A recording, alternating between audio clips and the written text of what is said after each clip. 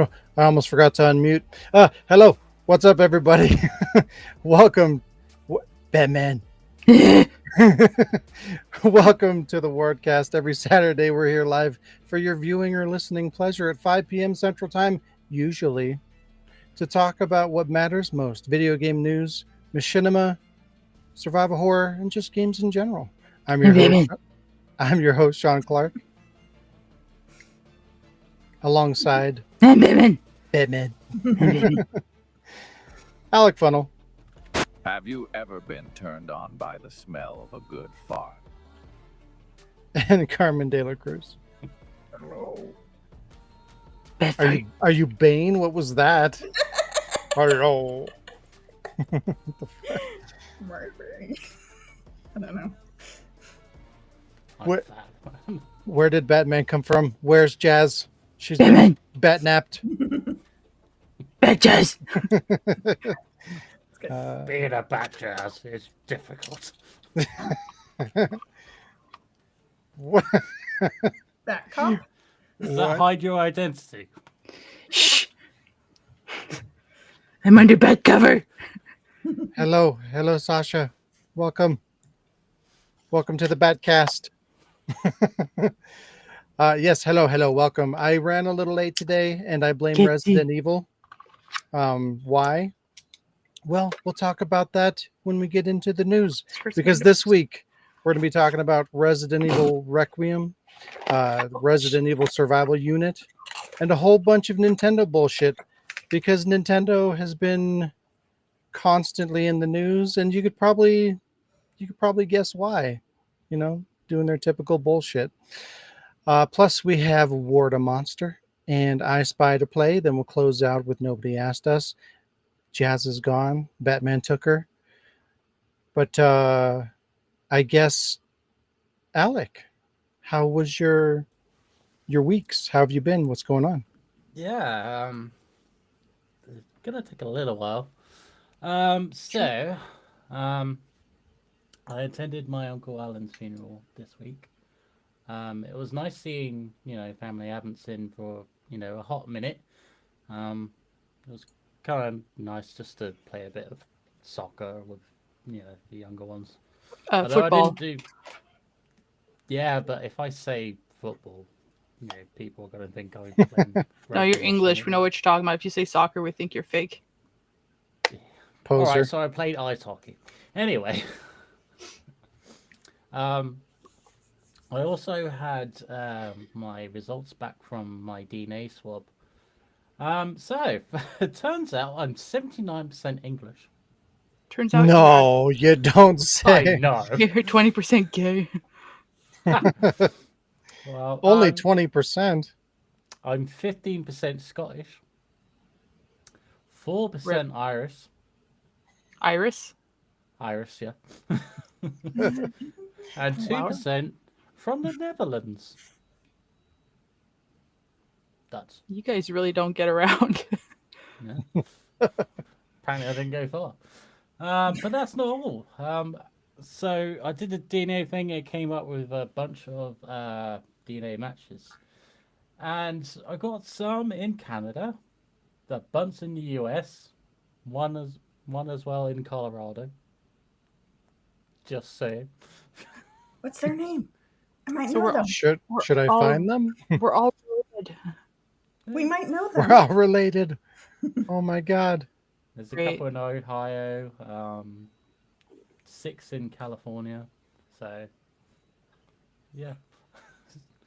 It's a good spread. There's results in Australia, New Zealand, Mexico. So yeah, quite a as you said, a spread. And more importantly, Alec is Marmite. What? You're Marmite. Yeah. Mexico, we might be related. Wow. So are you saying all Mexican people are related? Is that what you're going with? No. I mean, I dress for the occasion. Oh. Look, I'm partially Mexican, I could say it. We have big families, and I'm partly European. something.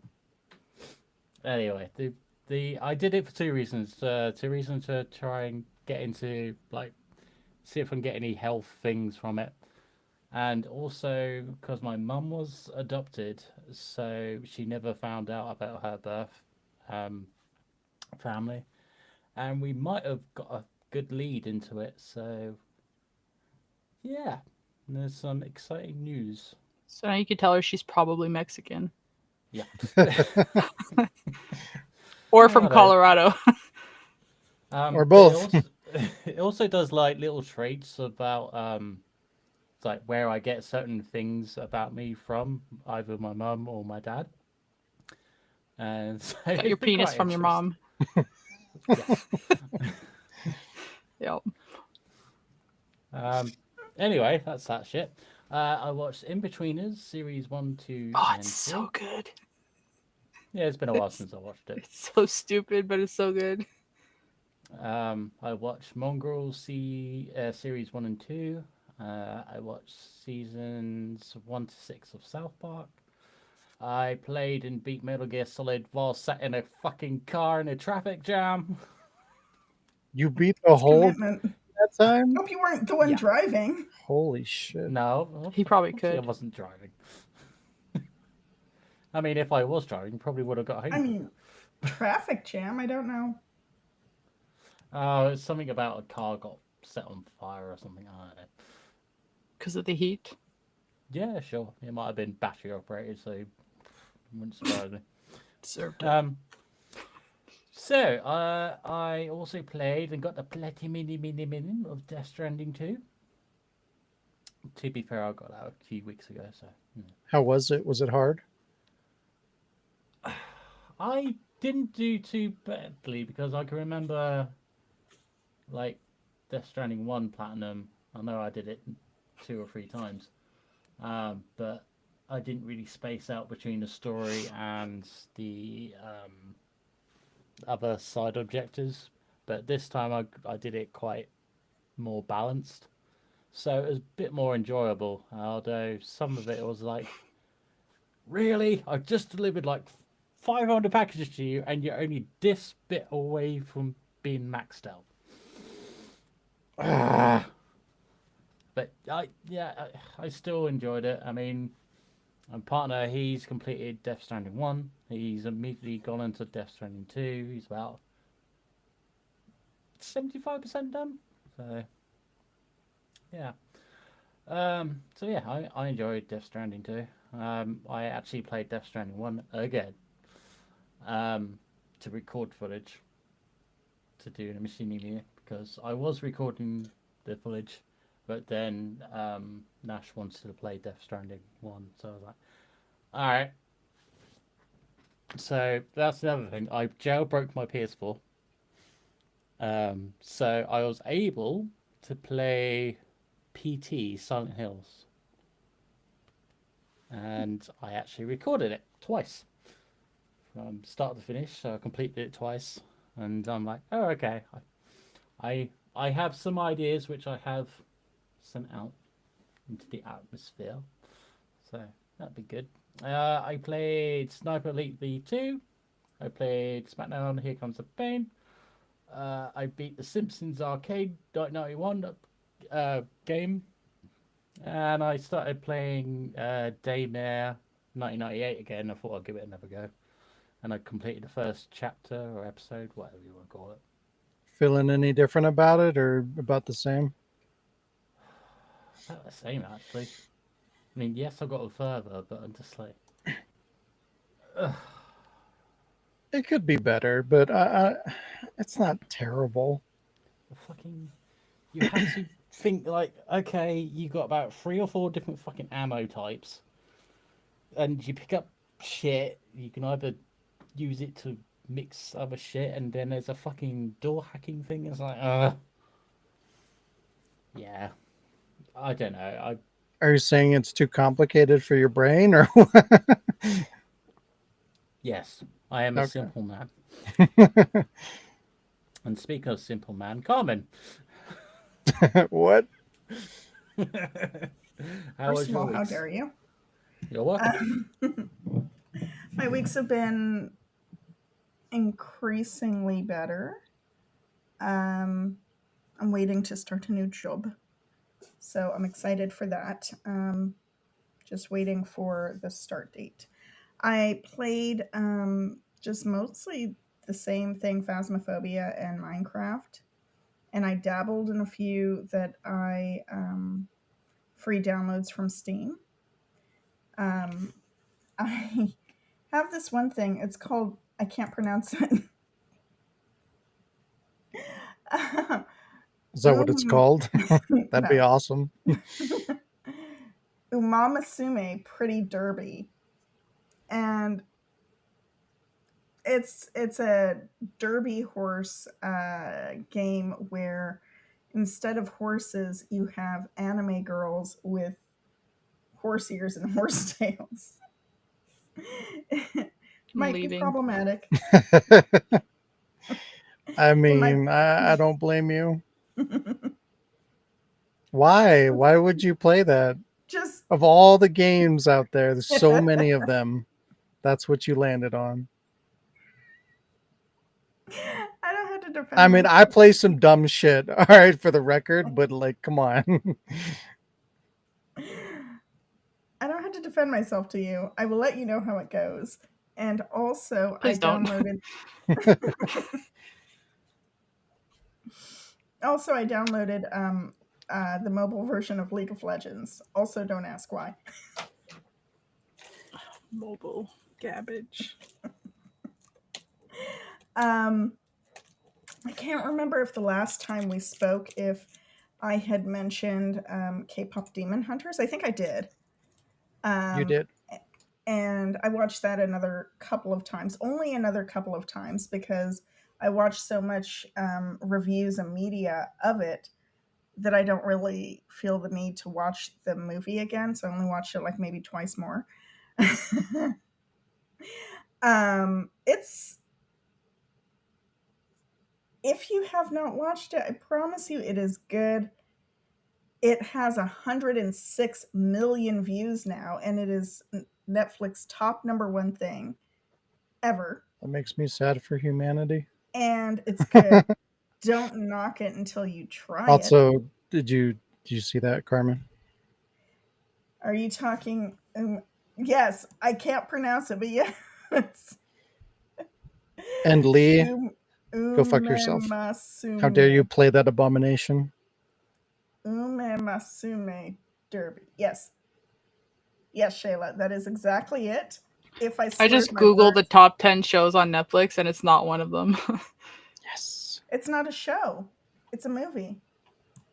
Oh. Well, it just says like top 10. Oh, series. Okay. Damn it. Yeah. It's record breaking. Anyway, I love it. And so I watched Gentry Chow versus the Underworld, which is another. What's with all the Batman? What is happening? Do I need to get my Batman? And I am, I think, halfway through Resident Alien. So I've been having fun with that. But I think that it's been canceled for season 4 or whatever season they were going to be on. It's canceled. So that's sad. But week's been easy. Mostly watching, not so much the playing. But Jazz, how was your couple of weeks? So. I haven't quite started. As you see, the pile is still active behind me, so I haven't quite started my packing stuff yet. But the word is officially out. I've spoken to the roommate, and she's aware that I'm leaving, so I don't have to whisper anymore. I figured I'd just rip off the Band-Aid and tell her I'm getting the fuck out. She's gone for 2 weeks, so it's just me and the little boy. I'm giving him his little diabetes insulins. It's actually easier than I thought, so except he's still waking me up at like 4 and he's like, food, medicine, food, but I have to keep him on like as close to 12 hours in between every time. So it's my bad that I give him his food and medicine at 5:30 when I get up for work to the office. So on Saturdays he's like, food. medicine. So yeah, No, but it's sleep. he's a good boy. He gets the whole lazy boy. He's sleeping right now, so he's content. Um, but other than that, I've had a couple of little health stuff and all that. I spent my Saturday last week. It was unfortunate we skipped the podcast, but at the same time, it was kind of a good thing because I got up real early to do some X-rays, and I was really tired, so it was kind of a chill day, chill weekend overall last weekend. I know like most of us weren't feeling well, or we had like some issues, some delays, so we took a chill weekend. But we're back, and it gave me a lot of time to catch up on playing a whole shitload of new games and watching a whole bunch of stuff. I've been watching Disenchantment, but only because my boss recommended a movie to me that she watched with her kids. The Mitchells versus Machines. It's a pretty good animation movie. And the main character is voiced by Abby Jacobson, which is Bean. And it took me like a few Nice. seconds, or a few minutes when I was watching it, and I was like, "Hey, that's Bean." So I was like, It was pretty good. So I watched that. I watched Twisters. Like I told Sean, I boycotted the movie for a long time because I thought it was a remake of the original, and in honor of the man upstairs, the great, you know, our great man who's up in the sky, Bill Paxton. I was not gonna watch a remake of Twister, but eventually I watched it and it was good. It was not a remake, but I mean, it had a lot of like similarity, like it followed kind of the same, like her like throwing the freaking dandelions in the air like he used to do with the sand. But I like that they had like the machine from the first movie and all that. I watched Totally Killer, which is just something that I've been wanting to watch. It was kind of corny. I watched Jolt, which was fucking amazing. It was funny. Like it's not a comedy movie, but it was funny. Um, it's Kate Beckinsale, Stanley Tucci, and she's just like has like this explosive anger, and it's just really funny. I watched a shark movie that was just really stupid, low budget, but it was entertaining, I guess. And then I binged the entire first season of the Chucky series on Netflix because I was curious, and I actually really fucking loved it. And turns out that like it follows after the movies, and there's cameos of like the characters played by the actors of the original movies. Like the kid from the first movie is in it as an adult. Chucky is voiced by the original Chucky, like the same Chucky throughout the entire series.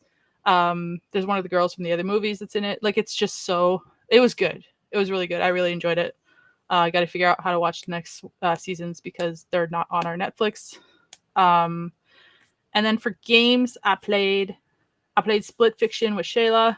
That's the one that I had bought her. And why did somebody say VPN? Anyways, I don't know. It's just distracting.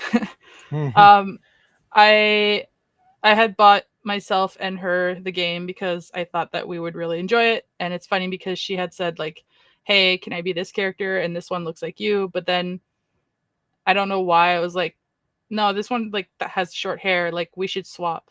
And then we swapped like right after the opening cutscene, and the game is like designed for me and Shayla. It's just so perfect. It's silly. It's awesome. Like at one point you play as like pigs, and my character like farts rainbows, and it's just ridiculous. It's awesome. We played as Teeth at like a 5-year-old's birthday party, just jumping around candy and stuff. It was a lot of fun. We're not done yet, but we played that. We had a lot of fun. I played a lot of Tony Hawk Pro Skater, the 1 and 2, from back when it was free. I still have it. I played some Repo with Sean. That's not new, but it was a new game because we kept dying. I played Jacent. Or I don't know how to pronounce it. It's eerily close to how my name was before, but it's this game that is currently free until it's like one of the free games of July. What's and that you're about? you're basically just like, it's from Don't Nod, the ones who made the first Life is Strange, but you're basically like climbing this mountain. You're constantly climbing. It's a single player. It's really chill. We were talking about like games that you can really just get lost in, and then I played that and I was like, oh shit, this one. The soundtrack is good, as most Don't Nod games are, and you're just climbing. You have to like jump and like stick your like little spike in. You have to like swing yourself with a rope. Like eventually your rope will run out, but like you also like use ladders and stuff like that, and you just have to like keep ascending, and you find like little treasures along the way and stuff like that. So it's just like an exploration, but like climbing, and I guess it's a sort of puzzle because you have to figure out like the way there, which is like one of the things I really like doing in Tomb Raider games is finding out like how am I going to get from point A to point B in like climbing stuff. No, because then you just walk. That's how you get from point A to point B in Death Stranding. You're never really stranded because you just walk. Yeah, I played that. So if you have PS Plus, I suggest you go grab it before you. Oh yeah, it has like a snowboard Tony Hawk thing. It's really funny. I I don't suggest think you it go. works that way. A No, Tony Hawk snowboarding thing? Those are different things. no, He's not a snowboarder. the game's Sean like White. There you go. it's like yeah. Well, it's not like Tony Hawk, but it felt like you're playing a Tony Hawk game because you're like grinding the bars and doing all these little flips. And Sheila's like, "This is like Tony Hawk," and I was like, "Yeah, I just played that." It was just in the moment. I don't know. And then I tried also new to me Banishers, the one that Sean had been talking about, which is also Don't Nod, which was a funny coincidence. I really like it. I'm not too far in it so far, but yeah, it's a really fun game. It has a really cool story so far. The animation is like super awesome. The game is really pretty. Mhm. Well, all these games so far are really pretty. I mean, except Repo. And Yeah, like we're kind of spoiled a little bit in that regard. Like most games look at least like good. Usually, there's your exceptions where it's like either it's designed to be like artsy or weird or cartoony or whatever, and then there's some that are just garbage because they're made by garbage people. But like most games these days just look really like, I feel like we kind of take that for granted, but most games look really, really good. yeah, you can tell the ones that are like a good like they put a lot of budget and they put a lot of work in it, and the ones that are just there to have fun and like play, like Repo, it's there to, like play around, and they work more on the like the gameplay of the multiplayer, and then the ones that they really focus on like a good story and this like Banishers really has that, and the idea of it is really cool. And there's some parts where you're like, okay, yeah, this is a Don't Nod game. Like some of the characters, like you see this well, not really like Life is Strange style because the animation's really up since then and it's different animation style, but like from just it's not Jusant, it's Jusant. From Jusant to Banishers, you're like, okay, these are both Don't Nod, but they're so different in style because Jusant has a lot more like artsy look to it. Like it's not the really pretty, like it's a really pretty game, but it's not the same animation and art style. It's really cool to see that, like to go from one to the other, and you're like, hey, the same people made this game. I really like that. Um, but yeah, it's cool to like juggle between different games. Isn't Don't Not a publisher though? They're not a developer, are they? No, yeah, but like it's cool to go from like to think that you're going from like, hey, there's these three games that are all published by the same person, but they're all so different. And usually I'm thinking like, Don't Nod is Life is Strange. Like that's what my brain thinks of. Hmm. But then like it goes to, oh no, Jusant is not like that either. It's more artsy and it's more. I'm trying to think of something to compare it to, but I can't really right now. I can't. But then you go to Banishers and you're like, that's nothing like the other two. But then it has some. I know it's not the same game, but I know. I mean, I know it's not the person who made the game. It just my brain is thinking too fast right now. I'm so excited about all these things. It's been a full day. uh yeah. Next one on my list that I've already kind of played, and I've shown you guys here, but it's this one. It came in the mail. It just released on the 24th. I've shown you guys a little bit of footage when I talked about it, but this is the one that it's the game within a game. I was playing like a Doom style at the beginning, and then I was playing this game where I was trying to, like, there's a cop cop lady. And then I somehow glitched the game within the game, and then there's like an entity outside of the game that's fucking with you. It's like knocking on your door and shit. I didn't get too far into it, but I had pre-ordered it because they released it on physical, and then I stopped playing and I said I'll wait till it comes out on physical. By then I'll forget what I did, so I'll have to start over. And I pre-ordered a copy for Sean because I know that he likes physical, so I knew he wouldn't try it until it comes out on physical. And for some reason, No. I got mine on the 25th, which is a day after the release date, but for some reason Sean's won't arrive till the 31st. So it's the United States. What can I say? It's a Canadian company that we pre-ordered from, and this is what happens. Yeah. It's not that shocking, all things considered. Yeah. Yours is among ashes. Mine is among my video games. Wow. It's in the darkness. No, it's in my shelf. It's there. It's going to be in the darkness soon because it's going to get packed. That's the last thing I'm packing. Anyways, speaking of last things, Sean, how was your week? Wow. Well, you're the last one over there. Sorry. Are you saying Sean's sorry. The Last of Us? The Batman was because a man who ate a bat on stage, Ozzy Osbourne. We got to honor him because he died.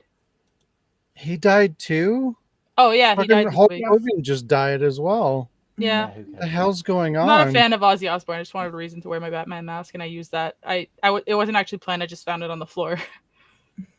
It's but crazy. yeah, Ozzy Everyone Osbourne is died. dying, and I don't like it. Also, that guy from that show that I didn't watch. Who? How was your week? From what? Some guy from the Cosby Show. Oh, Malcolm something. Yeah, some guy. Oh, from the Cosby Malcolm Show. Jamal Warner, I think is what Yeah. it was. Name. Oh, Damn, he died Theo. too. What Yeah, the fuck? he died. People, stop dying. Stop Guys, it. people are getting old. Stop Get it. over. It happens when people get old. And slash Ozzy Osbourne. I wonder if his last words were Sharon. I'm surprised he lasted as long as he did, to be honest. Ate too many bats He was living on borrowed time for like the last 2 decades or so. and bats.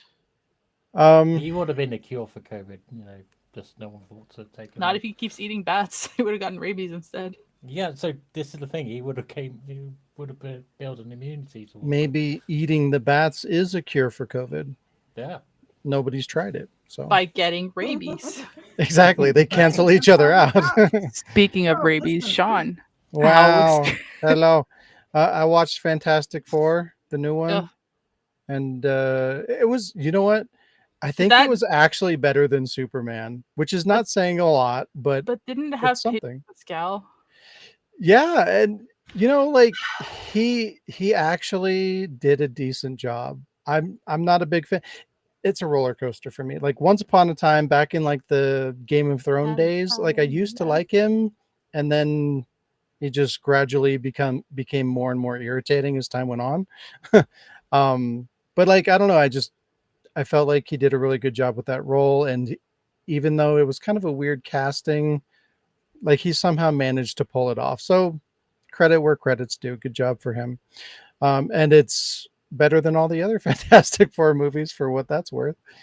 But yeah, still not the best thing ever, but I mean, it's probably one of the best Marvel movies to come out in like, God, I don't even know when was the last good Marvel movie that came out? I can't even remember.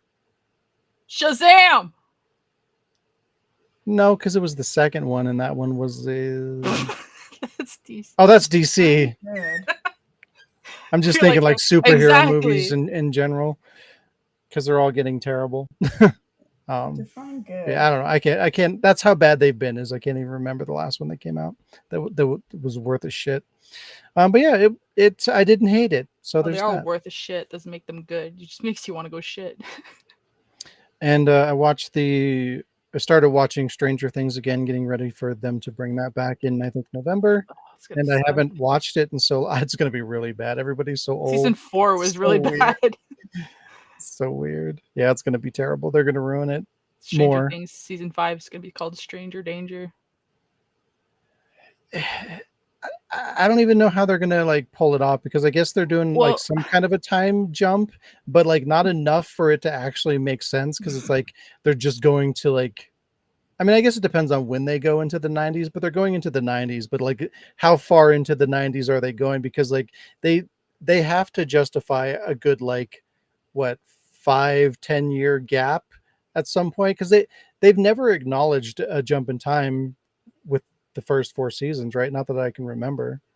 Like it's all supposed to be like within the same, I don't know, year or two, Yeah, right? they never had a time jump. Yeah. So like for us to really accept these characters for who they are, like we need them to acknowledge like there's been a massive passage of time They had a because like a summer or a year because between season 3 and season 4, they were like, oh, because they're in California and they had a whole like year in school.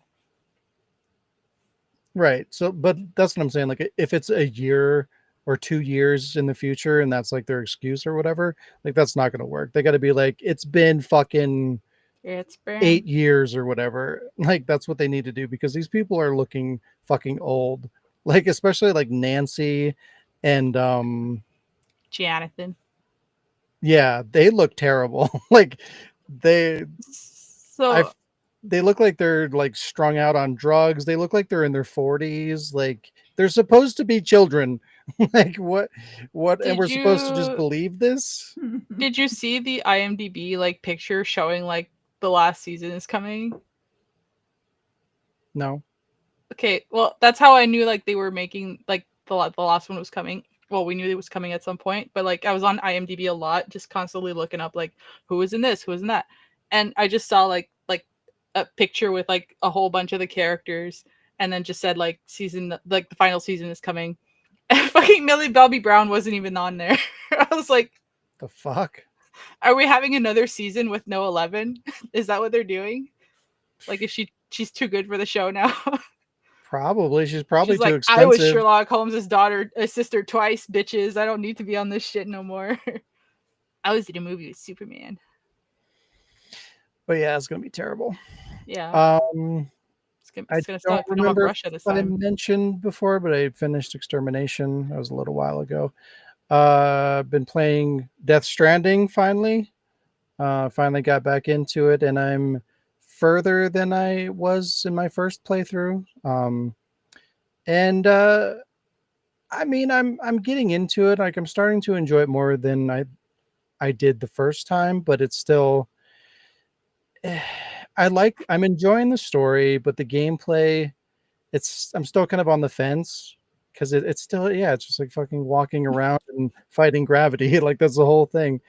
But like I just got a gun, so that's something, and like it's starting to get like Amen. I don't know, I'm just starting to get used to the way you're supposed to kind of navigate the world and stuff, like scanning, so you can kind of see like what's going to trip you up and whatnot, and like the way that you can kind of It's like, balance like the packages. It's kind of cool that you can like strap packages onto your like limbs as well as like stack them up on your back and like so you can kind of center your gravity and stuff and carry more packages that way.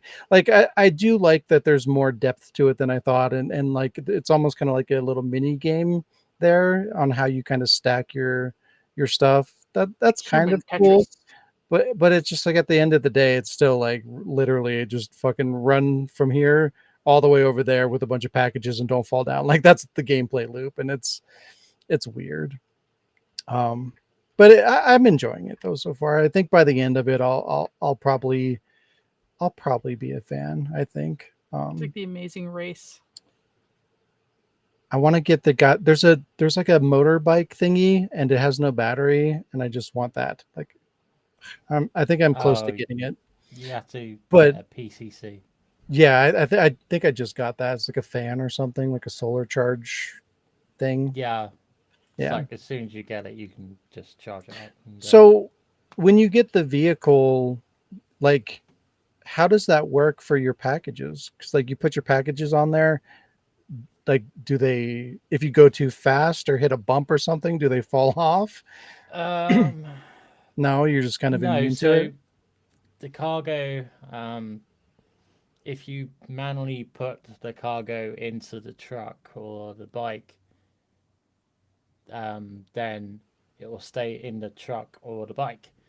But if you hit like a stone or something, it will take damage. The cargo would take damage, but it will stay in the vehicle.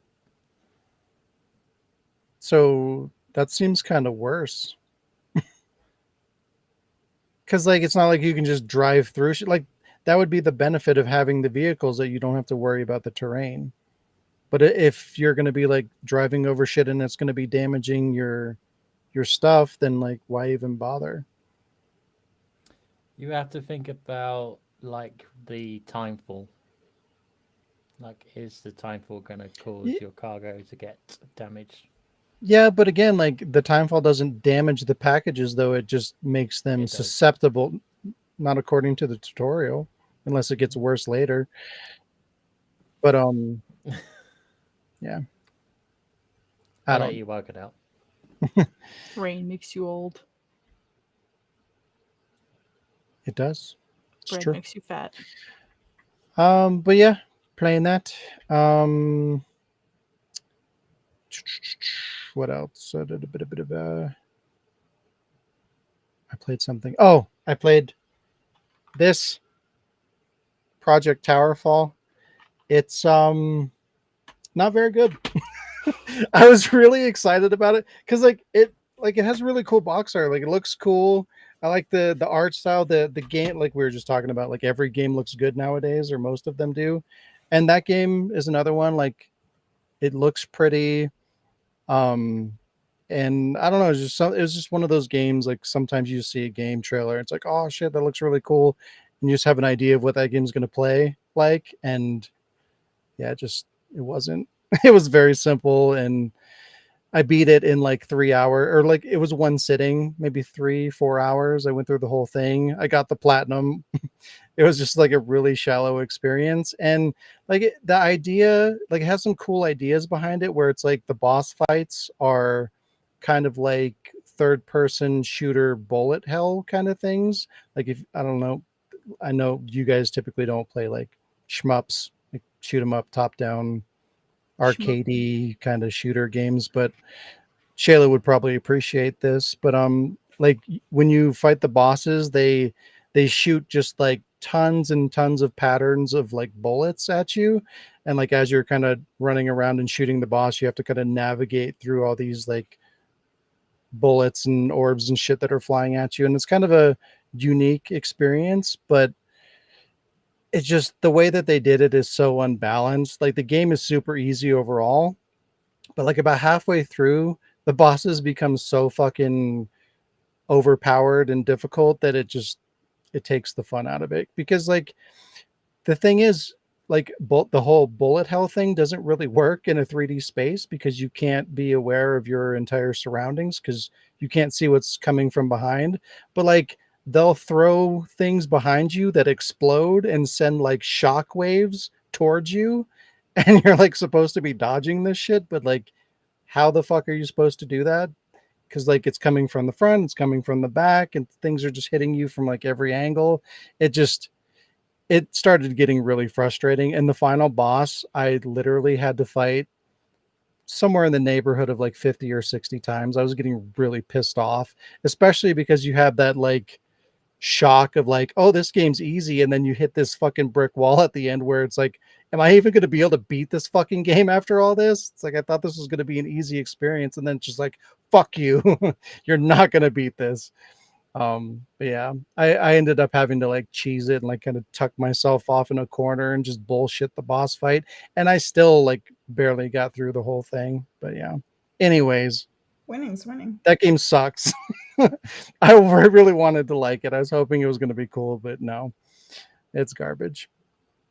Oh, and am I crazy with Death Stranding, or in the director's cut, did they get rid of the monster and replace it with like a fake knockoff energy drink thing?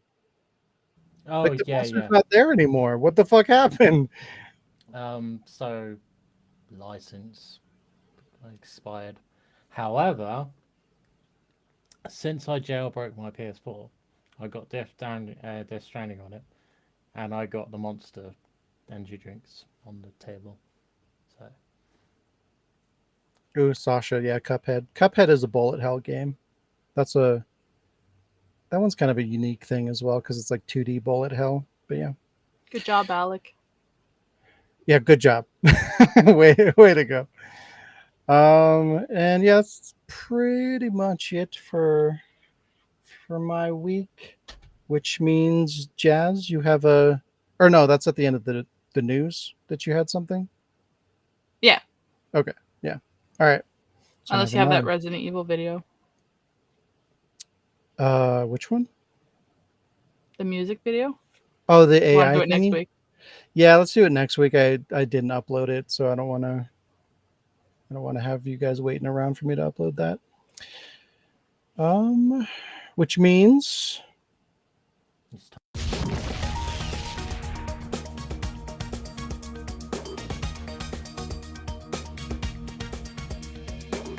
It's time for some news. Wow, I forgot this cut me part. off there. Guess fucking what time it is. For some news. I forgot it, but there it is. Spoiler. There it is for you. Spoiler. Yeah, spoiler alert. I'm sorry, I didn't mean to cut you off. What were you saying, Alec? Please. Oh my God, fuck off. Were you saying Batman? Is that all right? It's time for some news. Damn it. Yeah.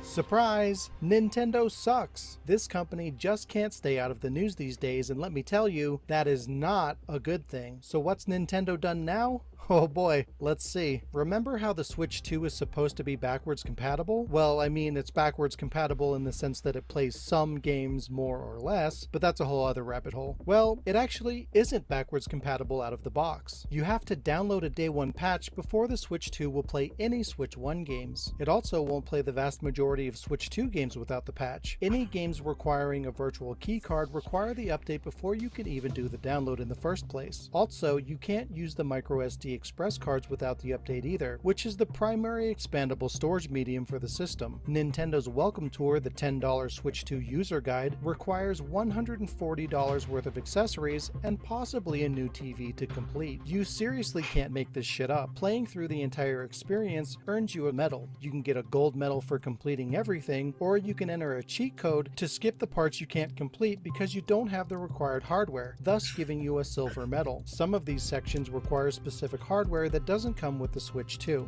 One mini game requires the camera, $54.99. Another mini game requires a controller with a GL and GR buttons, so a Pro controller, $84.99. And one mini game requires a 4K TV. I'll let you figure out how much that costs. So odds are, if you forked over the $10 for welcome tour, you can't even complete the damn thing. Nintendo was so cheap with the packaging of the Switch 2 that during pre-order pickup, some retailers stapled receipts onto the Switch 2 boxes, and because the packaging is so thin, it punctured through the box and into the Switch 2 screen. No styrofoam, cardboard spacers, nothing. I mean, why protect a $500 piece of hardware, am I right? Nintendo issued a warning to Switch 2 owners to not peel off the protective film on the system's screen, something that I would think everyone would do immediately, because without it, the screen can shatter and become a hazard. Thank God this system's user base isn't primarily children.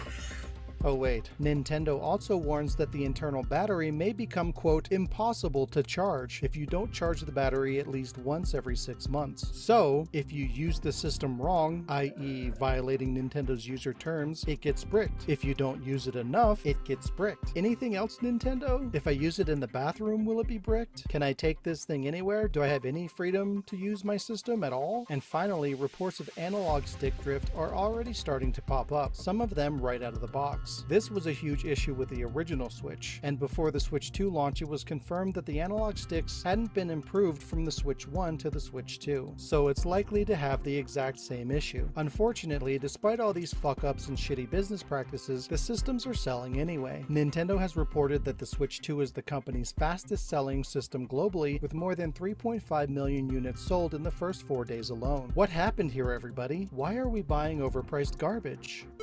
You feed them, you raise them, you send them to school, and they're still fucking stupid! Was that guy playing fucking Skyrim? Yeah. Like, of all the games on the It's Switch on 2 to everything. advertise, he's playing Skyrim. Because he can't play any of the new games because he hasn't installed the patch. Yeah, that is insane. So Oh. they built that system so that in the future, like it has no aftermarket. Like it's not like, 10, 20 years down the line, you can go and you can buy an original NES and you can play it and everything's great. That's not going to be the case with the Switch 2 because like once service goes down, you it won't be able to function anymore. If you buy a brand new in-box Switch 2 in a couple of decades and you bust it open, it won't play anything. It won't play any Switch 1 games and it won't play any Switch 2 games because Nintendo. you have to download that patch first. So like Yeah. if you find one sealed and it's retro at that point, you might as well just leave it in the box because you can't use it. It's just a fucking collectible. Well, you That's can't use it fucking because that's crazy. staples in the fucking screen. Fucking Nintendo, man. Yeah. It's unreal. I think they refunded those, right? I mean, ultimately, it remember was the correctly? responsibility of the retailer, which was 'Cause that was primarily GameStop that GameStop. Like yeah. they handled the replacements, but yes, they obviously they addressed the situation because they didn't really have a choice. But yeah, that had to have meant that a bunch of people didn't get their systems because they would have had to swap them out for other models that they had probably already spoken for. So yeah. But I mean, in GameStop's defense, like, That shouldn't happen. why shouldn't you be able to put a staple into a fucking box without worrying that you're going to destroy the system? That's fucking insane. How are you But they not going to use put tape from padding in along. there? Like, I understand, like we live in a world where it's like, oh, we want to minimize the we don't want to put plastics in there, and we don't want to do foam, and we want to minimize how many things we're putting in there to reduce waste and blah blah blah. I get that it's coming from a good place, but also it's not that difficult to make the box just an inch thicker and put a fucking cardboard spacer in there. Like the planet's not going to be ruined because you did that. Like, come on. It's insane. They don't want to waste the 20 cents. Yeah, that is exactly it. This is not about, oh, we got to save the planet. This is about how do we save fucking 10 cents per package. And this is what happens. Yeah. Fucking thanks, Nintendo. Nintendo needs to kind of go bye-bye, but if they do, everyone's going to suffer for it because Well, it's a shit. this is the worst part though, is like the sales are there. People are buying it regardless of all this shit.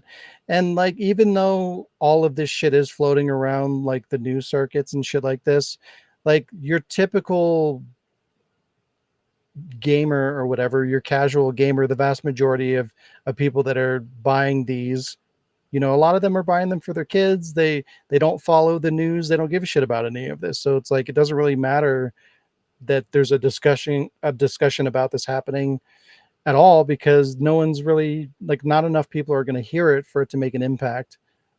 And that's a problem because Nintendo's just going to look at the sales, and if it's a success, then they got away with it, which is really fucking unfortunate because they're getting away with an awful fucking lot.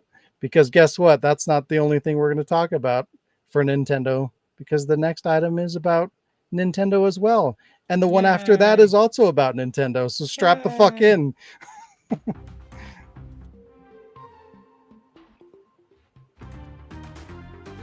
Nintendo's reign of terror continues as they roll out a revised user agreement that allows them to brick your console. In their new terms of service, it's outlined in detail that you are not allowed to modify or tamper with any of Nintendo's hardware or software, and violation of these terms allows Nintendo to, quote, render your device permanently unusable. This means if you mod your console in any way, play pirated software or ROMs, etc., Nintendo can legally take away your system by rendering it unusable. How does Nintendo Nintendo know you're in violation? Well, in addition to your system always being connected to Nintendo's online services and transmitting account and system data regularly, we have another amendment to the user agreement, which states that Nintendo may listen to online chats and view video, quote, in order to support a safe and family-friendly online environment and to detect violations of the Nintendo account agreement and other harmful or illegal interactions. So you cannot use mods, you cannot play ROMs, you can't even mod the system. Let's say you bought that Japanese version of the Switch 2 to get it for a more reasonable price. You know, since the Japanese model is over $100 cheaper than the US one, and then later you go and you mod the system so it can play NTSC games, something that used to be pretty common before the rise of region-free Blu-ray discs. Well, if Nintendo finds out, they can disable your system so you can't use it for anything ever again. Isn't having online connected software and hardware great? And it's important to know that Nintendo is very petty and will enforce this whenever possible. In fact, it's already been happening. Many people have spoken out about their Switch 2s being bricked for something as simple as using emulation carts filled with ROMs of games they already own. Some are even documenting the issue on YouTube and trying to figure out workarounds, but have had no luck so far. So let's take a look at just how petty they've been by looking at their recent activities. Nintendo made indie developer Pocket Pair remove game elements from Palworld that Nintendo claimed infringed on their IP, threatening legal action on them if they didn't comply. They sent cease and desist orders to a software developer who made a Smash Brothers dating app called Smash Together. The app's function was to help users find game or dating partners, but they were sent a takedown notice just before the app entered open beta. A Japanese Switch modder and reseller was convicted for infringing on Nintendo's trademark by selling modded consoles and was sentenced to 2 years in prison if he's found in violation again, and was also issued a $3,500 fine. Nintendo's desire to control the market even has them taking measures to restrict who can and can't buy or sell their hardware. If you were one of the lucky few who were given the opportunity to pre-order a Switch 2 system directly through Nintendo, which still didn't guarantee you a system by the way, you would have had to meet a specific criteria beforehand. To be given the privilege of buying one of their overpriced systems, you'd first have to have been a paid Nintendo Switch Online member for a full year prior to the Switch 2 pre-order. So that's a $20 entry fee and a 12-month loyalty commitment. Plus, you'd have to have had data sharing enabled on your existing Switch with at least 50 hours of total gameplay logged. So you also have to have purchased a Switch 1 to qualify. That's absolutely nonsense. And again, even if you had qualified and got a pre-order, you were still not guaranteed a system. But what if you want to sell a Switch 2? Well, they want to be involved in that as well. Nintendo partnered with several of the largest marketplaces in Japan to restrict sales. These marketplaces include Yahoo Auctions and Flea Market, Mercari, and Rakuten, which have varying levels of restrictions ranging from no sales prior to the system's official launch, so no pre-order sales on Rakuten, up to a complete ban on Switch 2 sales entirely now and for the foreseeable future on Yahoo. Nintendo isn't fucking around and they will take you to task no matter how big or small you are. And though their actions in the modern day are far more egregious than they were in the past, Nintendo has a history of greedy anti-consumer behavior. If you go all the way back to the days of the NES, Nintendo found themselves in multiple antitrust lawsuits due to monopolization of the market and price-fixing practices. Nintendo even restricted retailers from marking down prices of their products. Sounds familiar, right? We all know those beloved Nintendo titles never seem to drop in price. One of these lawsuits forced the company to offer $5 discounts to the affected consumers as part of a $5 million settlement, which, if adjusted for inflation today, is $8 million. And this isn't even everything, but for the sake of not making this an hour-long video, I've only pointed out some of Nintendo's ever-growing shitty behaviors. The moral of the story is do not trust Nintendo, they're not a good company. You see, this is what I was going to do. I was going to buy a pre-owned Nintendo Switch 2 at some point, but seeing all these YouTube videos of breaking consoles that I've been watching, and I'm just like, yeah, I can't trust to buy one secondhand. So yeah, you might buy a brick. Like it. Yeah, That's it's exactly crazy. Can't trust buy one new either. You can't. it might be stapled. It's fucking insane. All right, one more for Nintendo. Here we go. Nintendo not want one.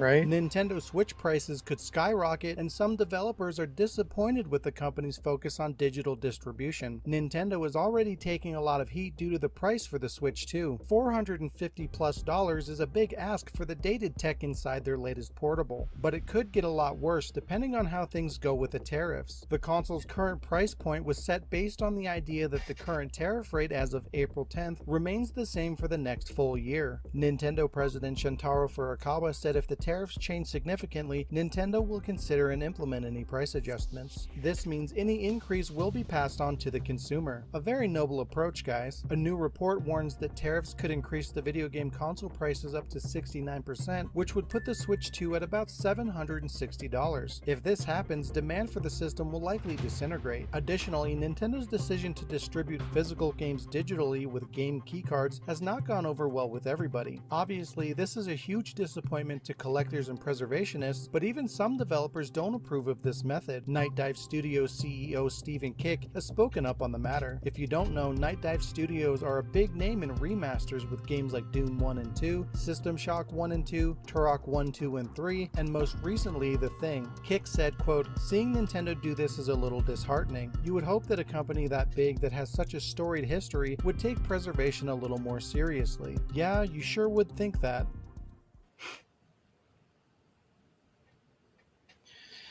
You would think. You would think.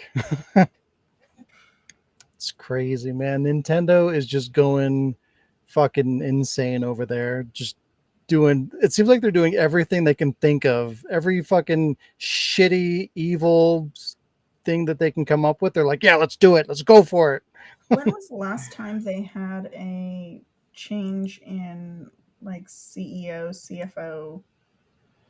Not too long ago. Yeah. I'm willing to bet a lot of this is coming from the Nintendo side of the company. Especially as the market has swayed like over time. Like it used to be most of the sales were coming from Japan back in the day, but nowadays the bigger market is America. And there, not too long ago, maybe 4 years ago, there was a change of the president of the company on the US side. And I'm sure that's a big factor as to like why everything's fucking falling apart. So yeah, unfortunately. But like I said in that video too, like they've been doing pretty fucked up shit kind of below radar for a long period of time. It just hasn't been as blatant and as bad as it is today.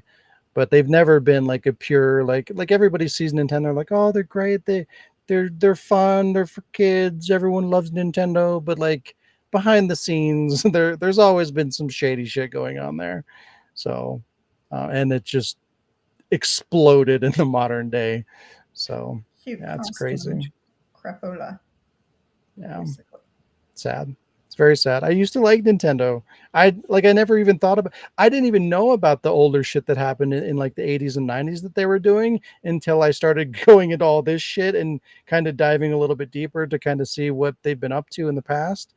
And yeah, it's just like it's harder to get away with that shit with technology and the internet and whatnot. So but they are getting away with it somehow. They're still selling tons and tons of consoles. So I don't know. It's irritating. Hopefully people will realize that Nintendo doesn't give a shit about them and all the money that they're investing in that company, and this hardware is eventually going to be wasted, and your systems will be bricked and your games will not be accessible anymore. And maybe they'll learn a valuable lesson over time. What's up? Hopefully the next Nintendo console will actually be more innovative. Yeah, like, and that's another thing. They even gave up on that. Like that used to be a Nintendo staple, is innovation. Like every time there was a new Nintendo system, it was something different. It was an event. They were trying something completely different. Like even if you go all the way back to like NES, from NES to Super Nintendo, that was still a big enough change, even back then when the technology was new, that it meant something. And then Super Nintendo to N64, the controller, 3D, innovation. And then you go to the GameCube, the box, the design of the system, the small disc, like they're always doing something different. The Wii, obviously, don't have to go into that. That was huge. And then the original Switch, that was a big deal. They kind of fucked up with the the Wii U.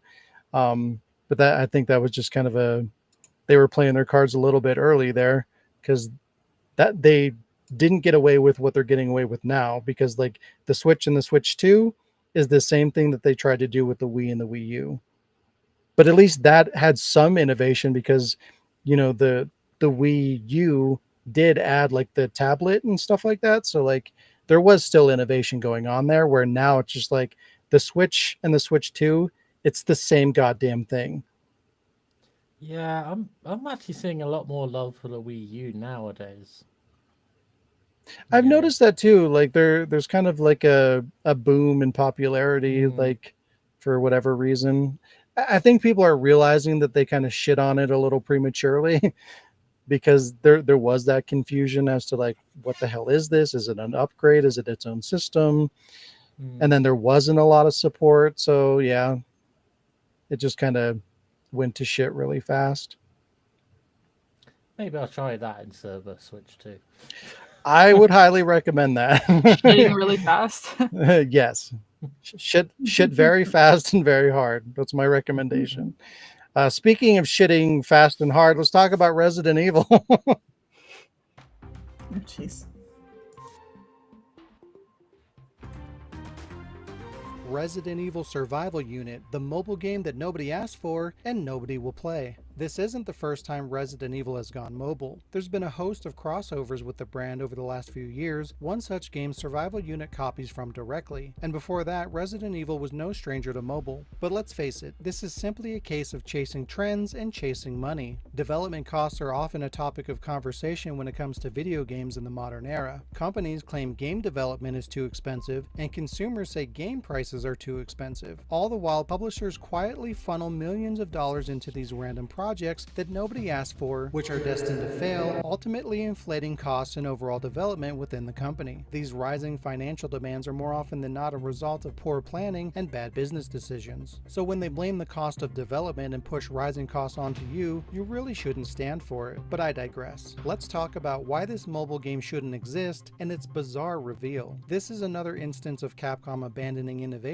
in favor of following trends, or in this case blatantly copying an existing game's design, a game that already has countless copies on the market. Let's not sugarcoat it. Survival Unit is essentially a reskinned State of Survival, which given the backing this game's received is pretty surprising and comes across as very lazy. Survival Unit has had over 3 years in development, which is a lot for a mobile game, was given a nearly 30-minute long video presentation, and has a website created specifically to build hype and rack up pre-registrations. They also have high-profile industry names involved, including Shinji Hashimoto, former Final Fantasy brand manager, Masachika Kawada, one of the current Resident Evil producers, and Yoshitaka Amano, famed artist known for Final Fantasy illustrations and some high-profile anime like Vampire Hunter D. Again, why are we dropping all this money on these people who are likely very expensive on a shitty knockoff mobile game?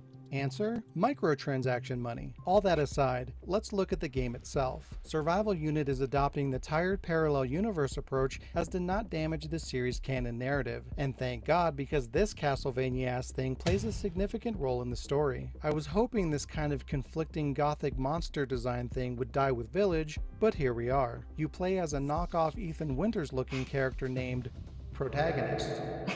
Which, what? How do you make a generic version of an already generic character like Ethan fucking Winters? Anyway, Protagonist is being held captive and experimented on by Umbrella. He has to escape and recruit others to survive the zombie outbreak. The game takes place during the events of Resident Evil 2 and 3, featuring many characters from that timeline, including Leon, Claire, Kendo, Carlos, and some niche characters like Becca from Resistance, Alyssa from Outbreak, and many others. This will be a gacha game after all, where a core mechanic is collecting selecting and upgrading a variety of characters that you'll constantly be encouraged to just buy with money dollars, otherwise you'll be spending hundreds of hours Money collecting dollars. tens of thousands of character fragments for a weak-ass level 1 Leon Kennedy. I'm not angry. In addition to that fun, you'll be gathering resources and building structures that will literally take hours and up to days to complete if you don't spend real money. You'll periodically go on missions with your acquired characters to scavenge for resources to expand your base, and somewhere in between all this, you'll have conversations with your team and progress through the story.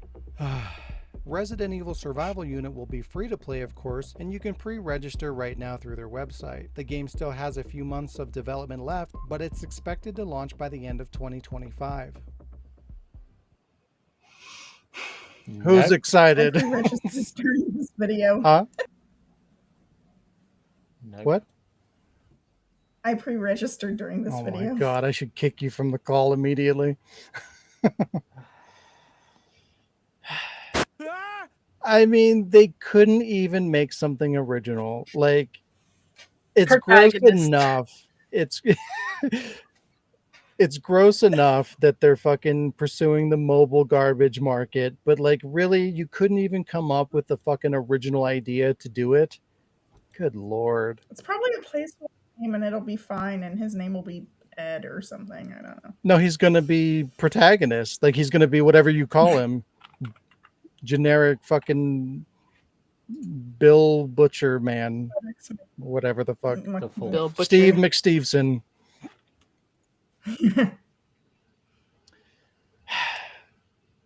Yeah. Not interested. No one should be. It looks fucking terrible. God, and they're spending so much money on this. Like, what the fuck is going on? You know what's going on. And it's gonna bomb, and then they're gonna be like, oh, we're making video games is so expensive, so since we spent all this money in the industry, we need to raise video games to $100. Like, this is the kind of shit that's inflating the market. Like, you know, all these dumb fucking investments that they're doing behind the scenes. Like, they're not talking about how much money they're investing in this, but clearly it's a lot. And then it's going to bomb. And then you do this a couple of times, and it's like, okay, well, now you've just lost fucking 20, 30, 40 billion dollars, or not billion, $1 million, probably more than that, actually. And then you've got to come up with a way to earn that money back. So how do you do that? You pass it on to the consumer. And then that's why game prices go up, and that's why microtransactions and shit like that seep in, and Let so the indies annoying. take over, So annoying. and, you know, they'll just create games that are worth it for 10% of the cost, and then we'll all be happy. Maybe. Yeah. I think Capcom is just like bound and determined to tank the company at some point. You know, it's like they've come so close so many times to not existing, and as soon as they start to make some momentum and they start climbing their way out of the grave, they do dumb shit like this. Like, what the fuck is happening over there? It's like they don't want to exist. It's crazy. They're like, I don't know how to end the Resident Evil franchise. Just produce shit after shit until people stop playing the games. Yeah. All right. Now we're going to talk about Resident Evil 9. Bye.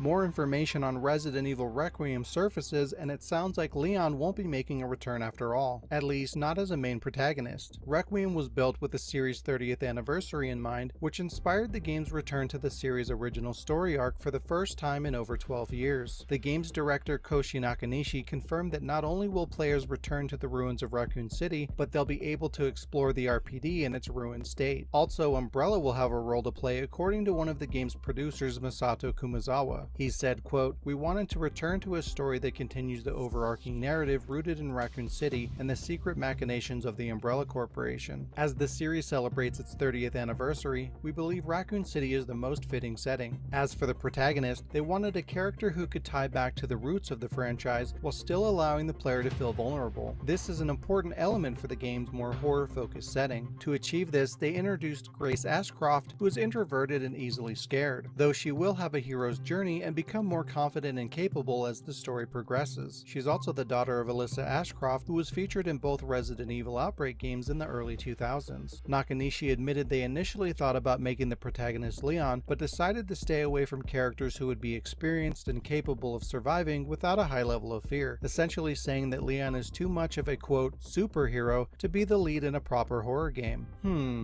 You sure about that? You sure about that? You sure about that?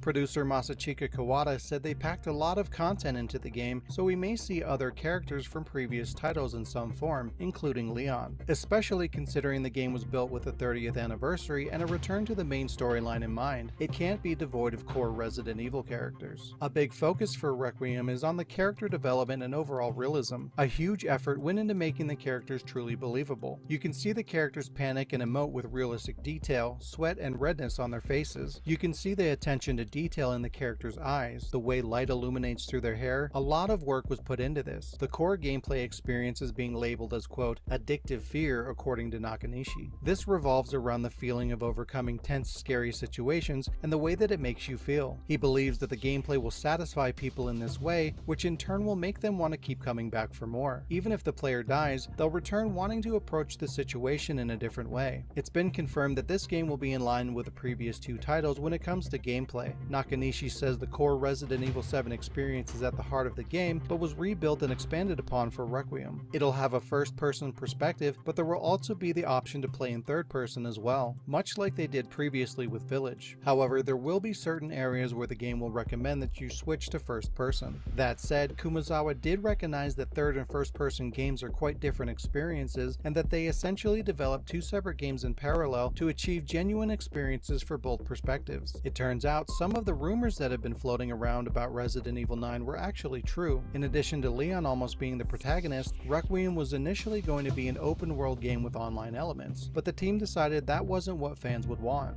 Good call. That's it for now. More information is sure to come as we get closer to the launch in February. The guy knocked like 10 times until she jumped and turned around.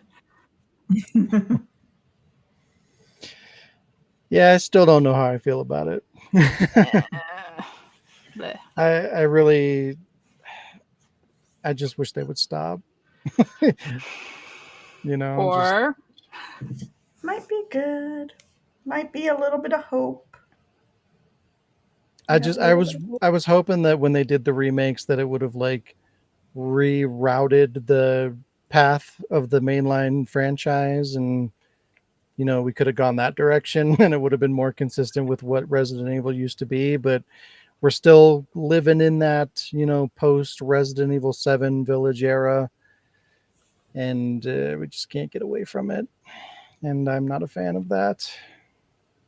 So there's things about it that look cool. I'm still kind of hopeful that it won't be garbage, but I know better. I know only thing that looks cool to me so far is two things. One, fucking Ethan's not in it. better. And two, the fact that it's not forced first player. Yeah, I'm still skeptical. Like, I know that they acknowledge like that they're making it play, you know, around both gameplay perspectives, but The fuck is Lee counting? I feel like, I don't know. I feel like there's got to be some kind of compromise there. Like, for them to go in and completely design two complete games from the ground up, like a third-person game and a first-person game, I just don't see them spending the money and investing the time that it would take to do something like that. And if they didn't genuinely approach it in that way, one of those games, if not both of them, are going to feel off. You know what I mean? Kind of like Oblivion or like Elder Scrolls games where you can play in both perspectives. Like, you can feel that it was meant to be first person, but you can play it in third person and it works and you can get used to it, but it feels weird. It like, you can tell that they didn't make it to play in third person. And I feel like this game's going to be similar, maybe not as janky as that, because they are, you know, acknowledging that difference. So they're probably paying a little bit more attention to it, but I think it's very unlikely that both gameplay styles are going to feel natural. So, and that's not good. So, I just want it to either be at least third person, but I would still rather them just go back to fucking fixed cameras and call it a day, even though that's never going to happen ever. Hate it. And that's how most people feel, and that's why it's never going to happen. But my heart wants what it wants. Damn it. Those days have come and gone. You know, Once protagonist. yeah, put protagonist in the mainline entry. I want to see him make a cameo. Protagonist Winters, Bredfield, Kennedy. There you go. Well, that's all I got. You had a thing, Jazz? Yeah, something I want to share. I know 50% of the people here won't be as amused as me. I'm gonna show my screen. Okay. It's gonna get weird here. Boop, boop. Because this just came out, not just came out, but is gonna come out. I don't know if it is sharing. Yes. Okay. Collector's edition. You can now pre-order the collector's edition of season 2 of Arcane, and it looks really cool. It can be pre-ordered, I believe, on Amazon, but also on G Kids Film, which is what I ordered the first one on, so I know it's legit. It comes with a lot of stuff, just like the first one. It also has a steelbook for the 4K Ultra HD, and they have like, I don't know why they're like on sale or something already. It has a regular steelbook and a standard Blu-ray, which, like, look at the dice this one comes with, the anomaly dice. Pretty. They look so Those are really cool. I got like the actual like things out here. They look so freaking cool. The numbers are just really like awesome. They have like little symbols. It's weird they didn't put this out when they released the initial run. What, this? Yeah. It seems to be like more and more common where it's like they'll put something out and then they'll like have a random collector's edition come out like 6 months to a year down the road. Like, I feel like they're trying to get people to double dip. It's like they know the fans already bought it, but look at this collector's edition you could buy too. Oh, season 2 is not out physical yet. Oh, This is okay. season 2. That was okay. Gotcha. Yeah. Season 1 is out. This is season 2. Like it's got the different steelbook for season 2. Okay. It's just they're different steelbooks because this is Blu-ray. This is 4K Ultra HD. Okay. And then My statement still stands. It's still a thing that's happening more and more frequently. Yeah, it's good to know that this is not that. I'm most likely like I'm gonna pre-order it, but I'm most likely gonna pre-order just like last time. I'm gonna get the steelbook, but like not the 4K, obviously. Although the Echo one is pretty cool. That like I find the steelbooks are really cool, and it sucks because they make you choose. But like I really like how it's just like black and white except for their eyes. And then they actually have like just the regular Blu-ray, so they don't force you to have like the steelbook. I like when companies do this though, when like they acknowledge, like they know their audience and they do something cool like dice for this. You know what I mean? Yeah, Like, they're like, yeah, that's people cool. who like Arcane play League, who most likely also play D&D or collect dice. Exactly. Like it just shows that they give a shit and they're giving people something that they would appreciate, and that's cool. I like that. I like how bright and like happy the box for season 2 looks compared to the first one. But like it comes with these like temporary tattoos too. The box for the dice looks fucking awesome. It's got like these little cards. It just has so much, like Victor's enamel pin. But the dice look so I got really excited when I saw that. So not just because of the dice, but just because like I have the box for the first one. I have the here's what I mean by like there's a different texture on the eyes, but like how like it's one color, but the eye kind of like sticks out. Yeah. Like the steelbooks are really cool. I kind of wish I'd gotten both because the Jinx one is blue, and her eyes are purple. But Yeah, maybe you can find it like on sale down the road or something. oh, it's still available on Amazon. But Well, I don't mean for sale. I mean like on sale.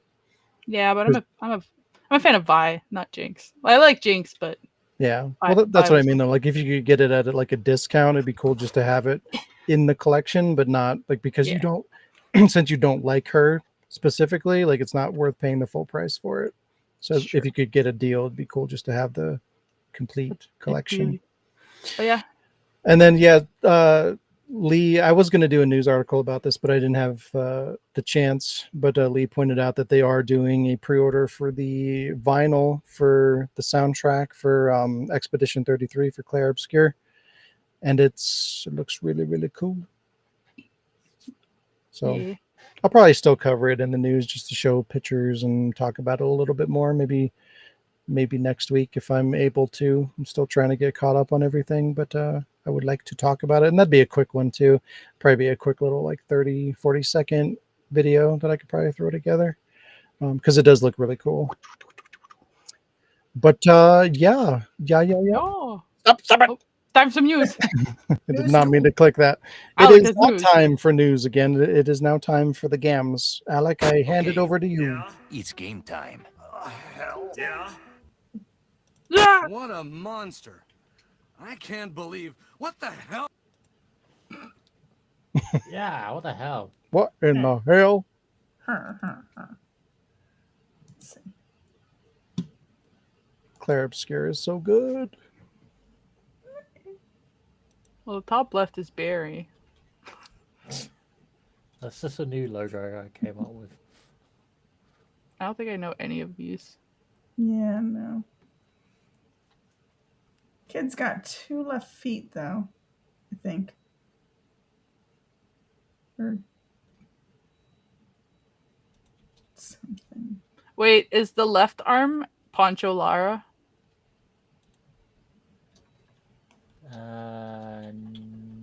No. Like the character's left, so like we're looking at it's on the right, but No. okay.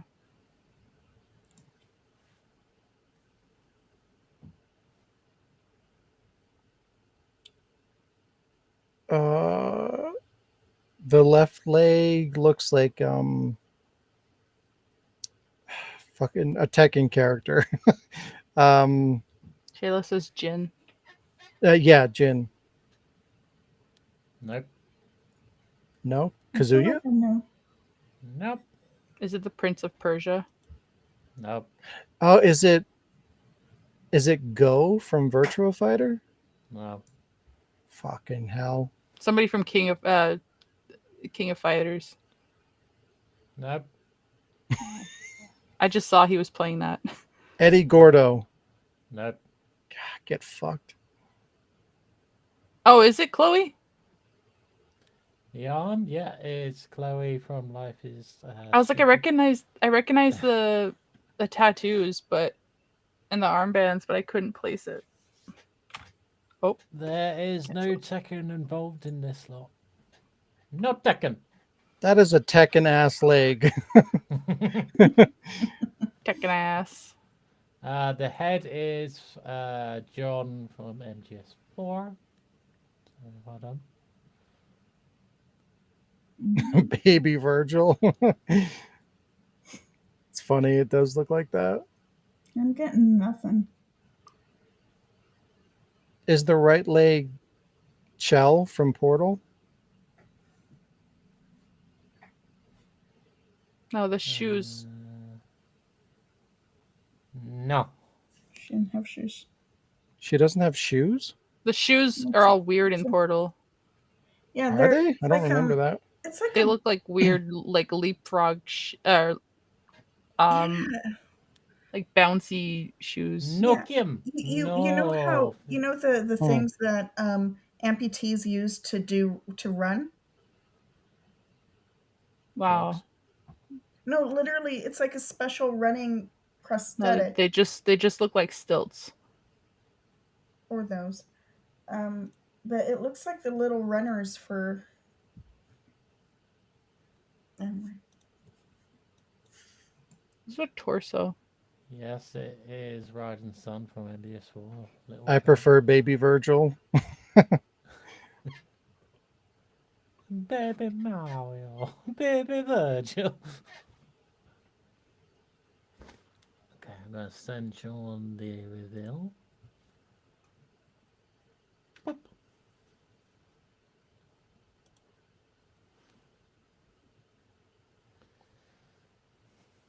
I got nothing. Oh, I almost said that too. Damn.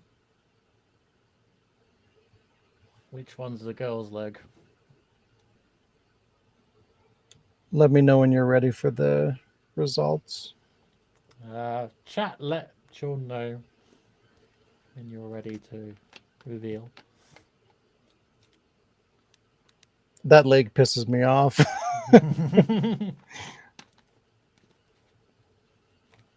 What about the other leg? Does that piss you off as well? No, one leg is fine. I didn't know that one. But the Tekken ass leg, that one bothers me. I feel like I should have known that one. Is it a Pokemon Street Fighter? Go. That's not a bad. There's no not a bad Pokemon Go. answer. That is a bad. Is there a Pokemon Stop? Detailed though. It's a little too detailed though for Pokemon. Oh my god, Go, is I it think. Mirror's Edge? It's not Mirror's Edge. Oh. It looks like the style, but I've done pretty well this time. Yeah. oh, no, I don't. There's so many like generic looking fucking legs and shit. Just reveal. Yeah. Chat, are you ready for Sean to reveal? Yes, they are. Do you give up? Do you surrender? All right. Here it is.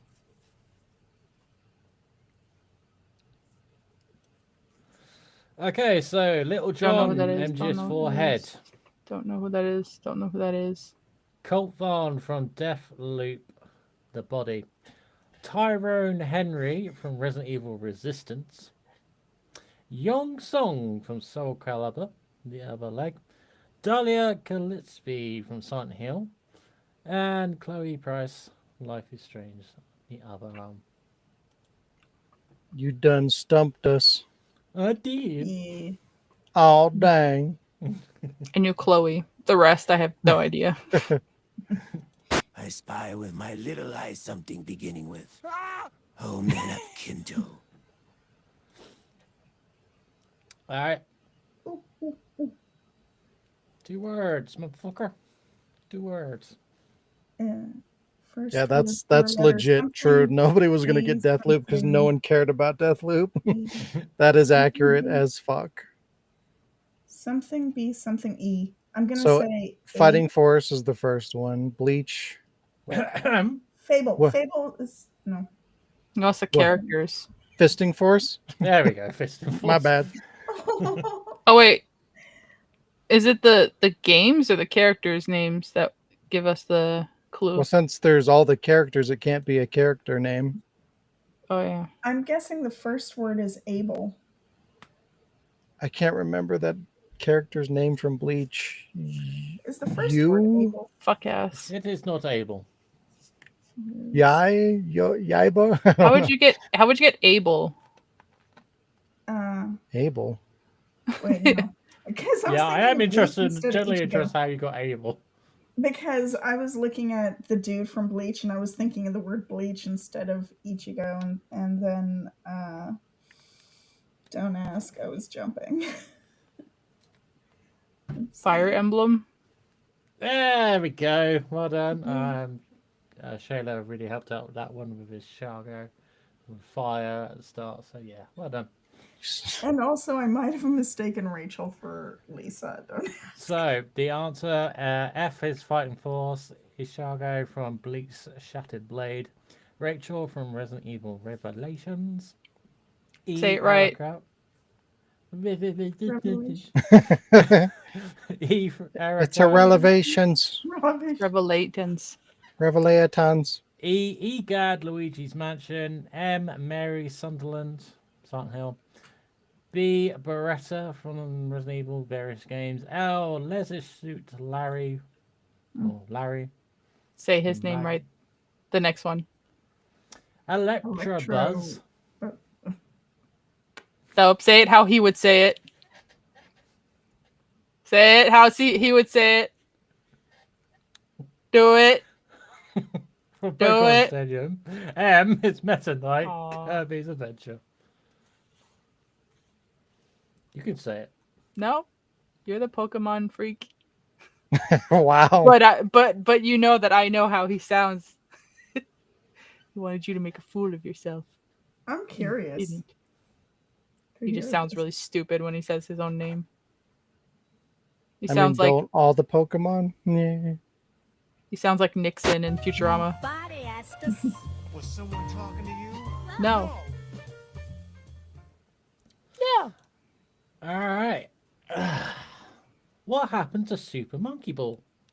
We played that earlier. People stopped caring. No, I think they ran it into the ground. Didn't they try to like turn it into like a story-driven adventure game or some shit? I thought I heard about. Wow. Like nobody Why? gave a shit. Like nobody played that game for a story. Like who gives a shit? So they ruined it, and then people stopped caring. That's what happened. So apparently they released a Super Monkey Ball for the Switch last year. Yeah, but I think it was a remake. Shocking, I know. What a rare occurrence. But yeah, The monkey died. I never really was bothered by Super It's Monkey just a Ball. dead monkey in a ball. Oh, His balls got cut off. I've Alright. never actually played one of those games before. It's a 5-minute game. feel You like can I've- play it for a little bit, and it's just like, I'm good. All right. Should I get Game Pass? No. No. No. Not if you have PS Plus, yeah, Should you get PS Yes. Plus? but you What she have it. said. No. what she said. Well, let's just put it in perspective. So I've had access to the PS5 and the Xbox Series X and all that for I don't know, for a good 7 months of the Xbox, and it's like I have just ignored the shit out of it. So there you go. All right. Easily ignored. In need of a game that will mess with my head. Any suggestions? Zort. Yeah, no shit. Zort is fucking weird. Also Well- Eternal Darkness. Because it's very, very good. And it will do that. Oh yeah. Yeah, I'll have to play that again and try and get the Wii hacked again. And yeah. Or you could play Agony. That'll mess with your head. It'll make you want No, to jump out a window Agony? Why don't I know Agony? because it's garbage. Sean did a few. Let's see if I can survive this or kind of thing. And I don't think you survived to even finish it or something. I did not. My suggestion would be MGS2, just because its story at the end is so convoluted that it took me several replays to try and get a single bit of like, okay, so that was the story. Any game on the Virtual Boy. Wow. Okay, Alec, what about a game that's entirely the jumping room from the first Tomb Raider game? Jumping around. That's all it is, and you can only play it on a PS1 controller. No. No, you have to play it with a keyboard. Oh, fuck. Alec's nightmare. I mean, there's bits in DMC Devil May Cry where you have to do specific fucking jumps and moves to get to A to B, and just like. Yeah, but this one, you never know if you're gonna jump forward or backflip or just walk off the edge. It fucks with your head, man. It's great. Love it. So when I jailbroke the PS4, the Tomb Raider remasters for 1, 2, and 3, it might have been available, but for some reason it didn't work on my jailbroken PS4. Good. But I was contemplating playing that. I know Lee's probably got a copy of it somewhere, but I was just like, all right, I might give the remastered version a go, but I'm probably just gonna get just as frustrated with it. Yeah, It's not too much easier on the remastered version. It's just a little bit less frustrating because it looks prettier while you're getting frustrated. I beat that part. The waterfall. It's just I fun. still never. I still haven't finished any of that. Oh well, that was Nobody Asked Us. Alrighty, that's going to bring us to the end. This has been episode 288. Thanks for joining us, everybody. If you enjoy the podcast or any of the content at the Ward, please consider helping us grow by sharing the content, liking the video, and subscribing. You can do one of those or you can do all of them. It'd be great. I just broke my headphones. I broke my headphones. Okay, we're good. I'm plugged back in. I hacked back in.